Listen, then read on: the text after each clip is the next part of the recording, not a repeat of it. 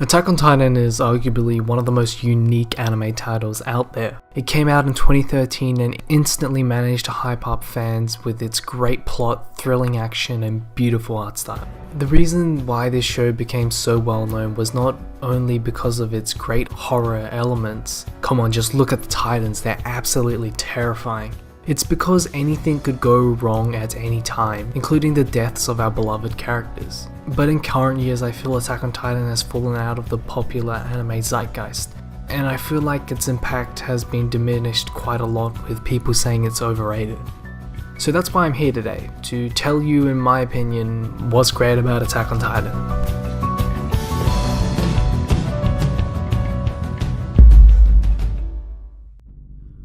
The story of Attack on Titan takes place in a post-apocalyptic future where the world has gone to hell because of these giant, walking humanoid monsters called Titans. After the Titans had eaten most of the human population, the remaining humans, in order to survive, build 3 sets of giant solid walls surrounding their capital to keep the monsters out. A couple hundred years of peace follow until one day, suddenly a 60-meter tall Titan begins attacking the outermost wall.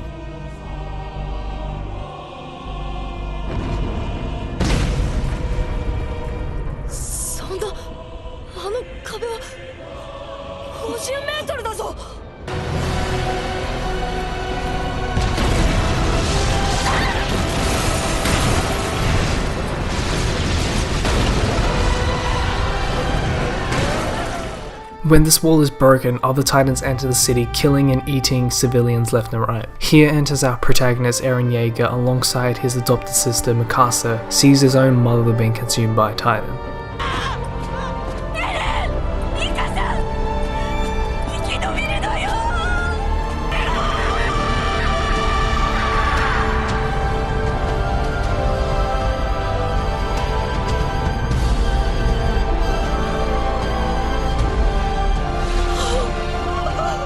This leads to Eren vowing revenge against the Titans, swearing that he will wipe out all of their existence from the face of the earth, solidifying his motivations in one moment.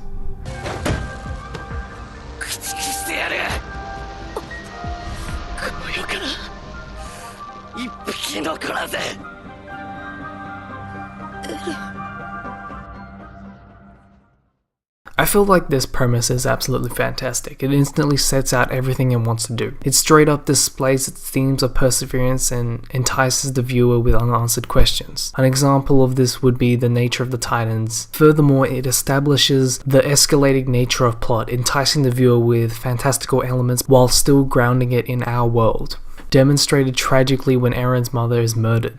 This instantly reflects the realistic, expendable nature that reflects our own reality. At its core, Attack on Titan is a story of perseverance. It's a series about pain and overcoming said pain in such hopeless adversity. Yeah, sure, it's a series that mostly has access and bombast with every one of its adrenaline-filled action scenes, but it's also a series that juxtaposes that spectacle with a great vulnerability, showing pain through the eyes of humanity that has given up on a better tomorrow, showing in excruciating detail lives of broken people still searching for hope and solace in a fractured society, yearning to persevere, all of this fantastically conveyed within the opening. Another aspect that makes this premise so great, alongside its themes, are the narrative hooks. New questions and theories are constantly popping up. It takes a lot of skill to create questions and leave them for a long period of time before answering them. And author Isayama makes sure all the questions are answered. What's up with the walls? Where did the Titans come from? What's in the goddamn basement? Unlike other violent, nihilistic shonen anime that loses steam over time and have weak payoff, Attack on Titan always keeps the ball rolling. Furthermore, this premise distinctly shows Attack on Titan won't be following a conventional shonen story structure. Death is a real valuable concept in the world of Attack on Titan. Our heroes are instantly faced with the undeniable reality on which their inevitability will occur. Demonstrating this is a show that will have more twists than Titans, and I think that's absolutely brilliant. Having the story be on the cusp of development but then instantly pushing it back demonstrates what to expect going forward in the series. Just to amplify my point, here's a quick list cataloguing the series' important events that occur past the outermost wall falling.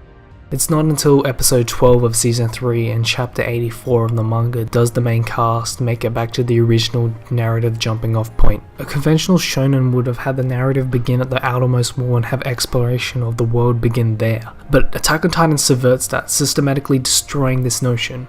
From here, constantly pushing our heroes back, first with Titans, then with humanity, and then with the heroes' main allies.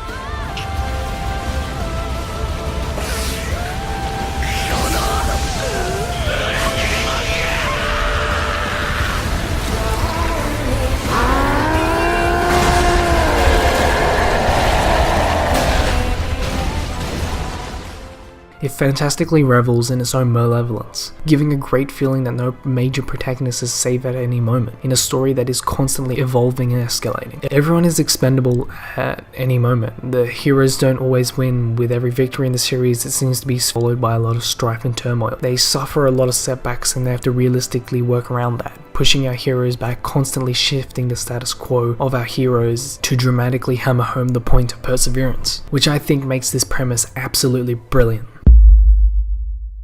A vital aspect of every story is the characterization. If your characters are unlikable and boring, the story you're trying to convey will be unlikable and boring. This is something I feel Attack on Titan excels at. Characters in this series don't fall into any stereotypes.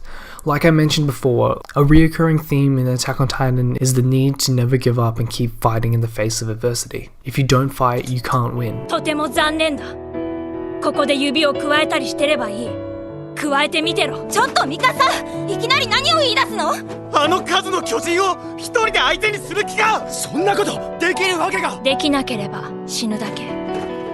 でも勝てば生きる。戦わなければ勝てない。 Most characters have something that is currently out of their reach. Eren and Armin want to be free of the walls but can't because of the Titan threat. Mikasa wants to live a peaceful life, but can't be happy unless Eren is safe. Levi and Erwin want a better tomorrow for humanity, but conspiracy fractions are constantly holding them back. Annie, Rainer and Berholt want to return home to their village but can't until they complete their mission. Christy wants to live a life for herself, but other people keep controlling her destiny. Each character has something they want, but they can never reach their goals if they sit down and do nothing. Humanity as a whole represents complacency. After 100 years, they are no closer to defeating the Titans because the powers within the wall no longer have any interest in doing so. The common people have largely dismissed the existence of Titans prior to Wall Maria being breached. Humanity cannot win against Titans because they no longer wish to fight. The main characters fight and struggle, and some are even willing to offer their lives while pursuing change. Through odds that seem hopeless, nothing will ever happen unless you are willing to sacrifice something. This is fantastic characterization, and I really appreciate it. I wish more pieces of entertainment would cover similar topics. Another aspect of the characterization I briefly touched upon before also applies here. It's the nature of unpredictability. A weak character could become stronger, and a strong character could show weakness. Beyond few quirks, most characters feel like they are real, fallible people. Like I said before, every character has a goal and purpose in mind outside the current plot that's occurring, even if it is minor as wanting more food. None of them seem to have ultimate superpowers. They don't fall into stereotypical roles easily. This duality and vulnerability of character makes them imperfect and more human, so the audience can connect with them better and relate to their real-world problems. This escalation of characterization and story is constantly galvanizing upon itself throughout the narrative. As our heroes become stronger, so do our villains. A recurring trope throughout most anime is the escalation with power levels and etc. As our heroes get stronger, so do our villains. Power levels and new secret abilities are constantly developing. This keeps the viewer returning again and again. Attack on Titan takes a different approach to the escalation.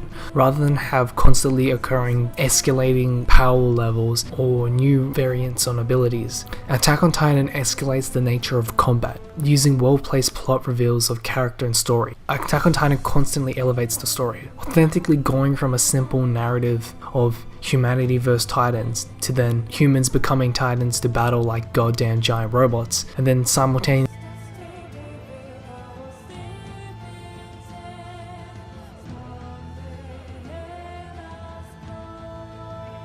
and see how everything plays off each other. Another point that further amplifies my first point of characterization is the lack of female sexualization in the show. For the unaware, fan service in anime kind of freaks me the fuck out. When I started looking into Attack on Titan, I discovered how well the female characters were treated by the author, and I was instantly drawn in to watch and find out more. This is not to say there aren't beautiful girls in the show, there definitely are. Mikasa is like mathematically conceived in a lab to be the right level of cute and stern. Also, speaking of great female characters, it would be criminal not to mention Christie. Her story about love and loss leading her to fight and kick ass completely destroys my heart. 嘘なんでしょ。どうして？何のためなの？私？また私は守られるの？巨人だ！ユミル、あなたが私に言った通り、私たちはもう人のために生きるのはやめよう。私たちはこれから私たちのために生きようよ。なんだか不思議なんだけど、あなたといればどんな世界でも怖くないや。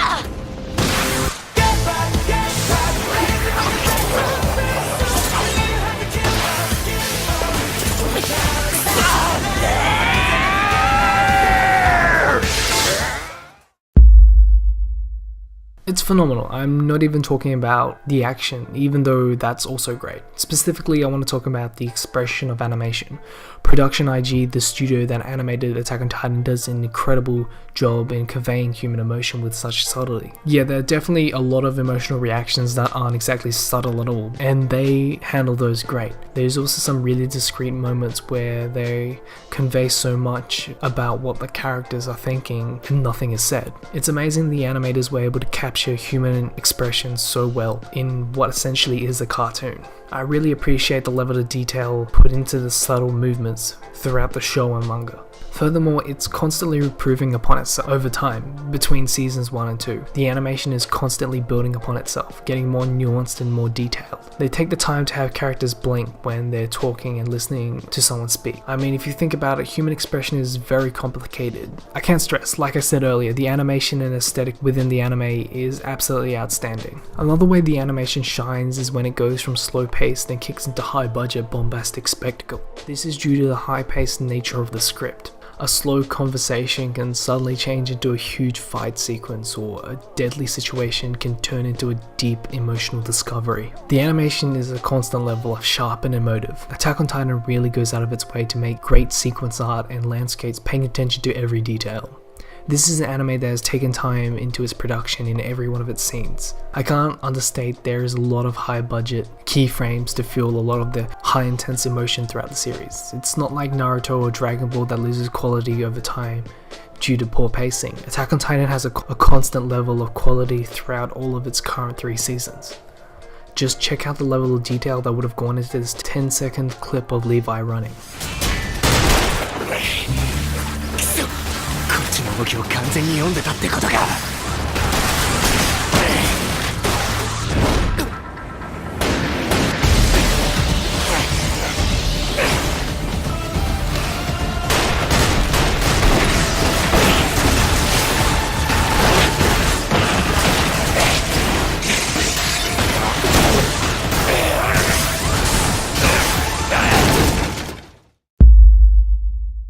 The soundtrack is also a big plus in the series. The series is accompanied by one of the best scores I've ever heard in anime, probably up there alongside Cowboy Bebop. It's so good, in fact, I occasionally used to listen to it at the gym. I can't put that on the internet. No. Okay, I should probably get rid of that. On its own, it's nothing special, but the few subtle appeals to emotion in crucial scenes really has a way of getting you hyped and exhilarated for what's occurring currently. Moreover, the music depicts Attack on Titan's gritty and howling atmosphere, where humanity is cowering behind the city walls, seemingly trying to delay the inevitable. So while the soundtrack is nothing but subtle, its gratuitous appeal to the primal part in everyone's being is absolutely beautiful.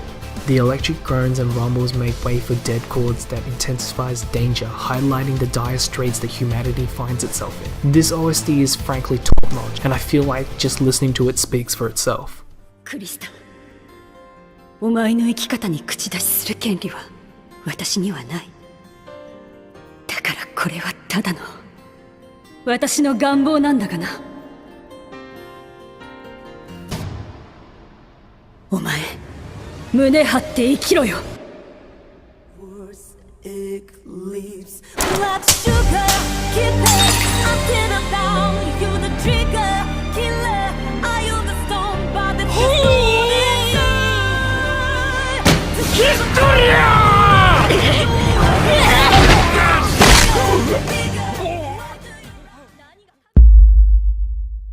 Sadly, in the name of fairness, I'm just going to quickly cover the downsides of the series. A lot of this is just minor nitpicking. The manga of Attack on Titan sometimes can look rigid and a bit off kilter. The artwork is not the best in some areas, but also there are a lot of good compositions. It usually stays mostly above average but dips in some artistic direction. Just look at this dumpster fire of a panel. Like, mate, what the fuck is up with your body? Also, the Attack on Titan as a whole relies too much on cliffhanger ending as a way to get the audience to come back each season and volume. With any trope, you use it too much and it loses its effectiveness. As for pacing, there are still some episodes where I feel like nothing really happens, and other places where flashbacks are used mid-climax, largely dispelling any carefully constructed tension. There's a massive flashback halfway through season 2 that does wonders for characterization, but really distracts from what's currently happening. But while there are still problems, I feel Attack on Titan is meant to be consumed like a Netflix show in one big burst. This way you have no time to think about the useless cliffhangers and lack of major plot progress, as you're already diving into a next episode. After all that said, how do I watch it? Anime or manga? The anime is a really strong adaptation but deviates a tiny bit from the manga in a few episodes, but that's about it. You can honestly go whichever way you want, it shouldn't make a big difference. But personally for me, I would go with the anime and wait. As someone who personally waited the years in between seasons 1 and 2 and honestly considered it worth it. I personally also wouldn't watch it as it was airing. Just wait till it all comes out, because the experience of burning through it quickly in one sitting is the way to go. If you're short of time, I would recommend the recap movies. These films keep the heart and soul of Attack on Titan but gets you through plot critical moments a lot quicker. Honestly, there isn't a bad choice here. All of them have their own merits. Also, if you just can't get enough of Attack on Titan, there's a bunch of extra original video animations. These are mostly some extra characterization for our heroes and villains that are separate from the main narrative, with them usually going on a personal adventure. Usually they delve into backstory and better understand the psyche of these characters. I would personally recommend the OVA with Levi. I found that made me have a better grasp on the kind of person he really is and the kind of experiences he's been through. I also forgot to mention the most important extra. There's also a cute mini anime version of Attack on Titan if you're into that sort of thing. I have no idea why this thing really exists, but you can see Mikasa's abs is again, oh my fuck. Anyway, just to cap this off, I want to talk about my favorite aspect of the show. You've probably guessed it by now, but it's Mikasa. In my opinion, she's one of the most interesting and nuanced characters in Attack on Titan. I'd say she's probably one of the best and most interesting female characters in all of anime. But to be fair, the competition isn't very good. I want to specifically talk about this role she plays in a scene in the latter half of season 2. In this scene, Mikasa and Eren are about to die by the very same monster which killed Eren's mother at the beginning of the series. Eren, desperate to fight but unable, watches on helplessly in horror as once again this monster consumes someone he cares about right in front of him. This causes Eren to break, reliving all the pain and everything he has lost, breaking down to the fact that he's still that scared little child who couldn't do anything.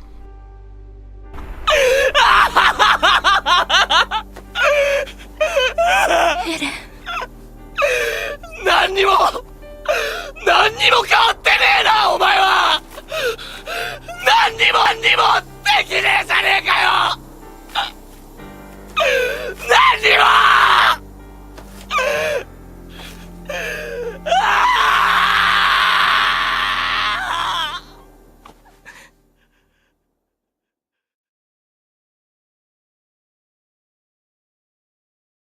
As someone who quite recently went through the same emotional torment similar to this scenario, I felt the handling and emotional nuance of this scene was very close to home, especially considering what Mikasa says in response, leaving it to be her final moments. 母さん、俺は何も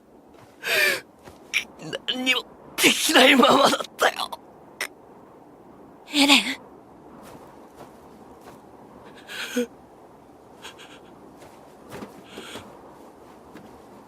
そんなことないよ。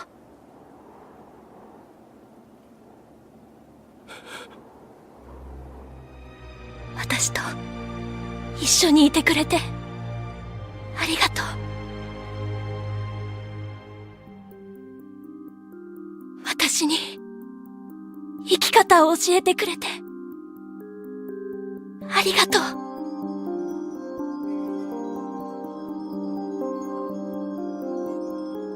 私にマフラーを巻いてくれてありがとう。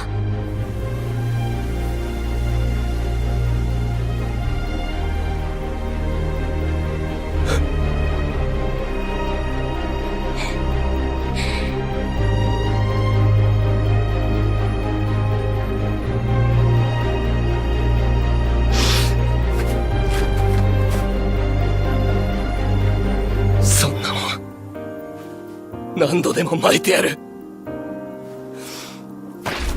これからもずっと俺が何度でも。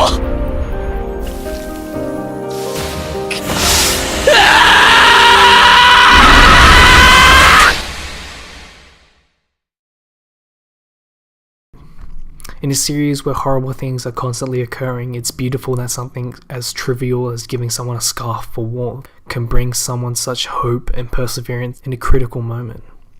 This is frankly a beautiful message to give to everyone. And all I can say is, thanks. These are the moments I love, and it's to me these moments that make Attack on Titan so great.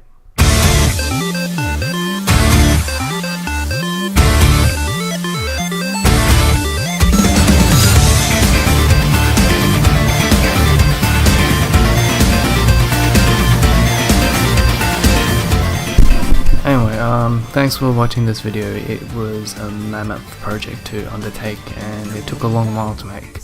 Anyway, if you want to find me, I'm on Twitter at hipsterbrucelee. That's Lee with one E, because someone took my username, god damn it. Also, you can find me, if you still want to hear me talk about other pieces of art, find me on the Film Fixing podcast, where we either fix films or talk about them and stuff. Last week I'm pretty sure we did Death Note. And if you just want to hear about my life and how I'm doing, find me on the Please Stop Drinking the Please Stop Drinking podcast, whatever it's called. Anyway, that's all. Bye.